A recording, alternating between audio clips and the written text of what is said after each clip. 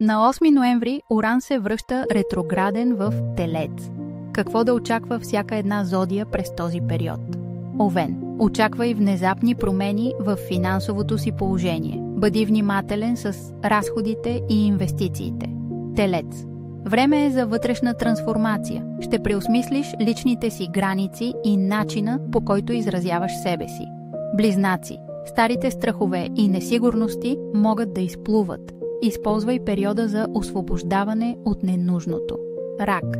Приятелствата и социалните ти кръгове ще се променят. Търси нови съмишленици и идеи. Лъв.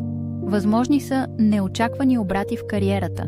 Бъди гъвкав и отворен към нови професионални възможности. Дева. Ще се появят нови гледни точки и интереси. Позволи си да учиш и да разширяваш хоризонтите си. Везни. Финансови въпроси, свързани с общи ресурси или наследства, ще излязат на преден план. Бъди прозорлив. Скорпион. Връзките ти ще преминат през изпитания. Търси баланс между независимост и партньорство. Стрелец. Промени в работната среда или ежедневието ще те подтикнат да създадеш по-здравословни навици. Козирог.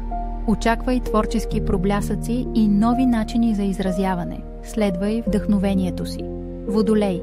Неочаквани събития у дома или в семейството ще изискват адаптация и търпение. Риби. Комуникацията и връзките с близките ще се променят. Бъди открит за нови идеи и разговори. Признателна съм за вниманието ти.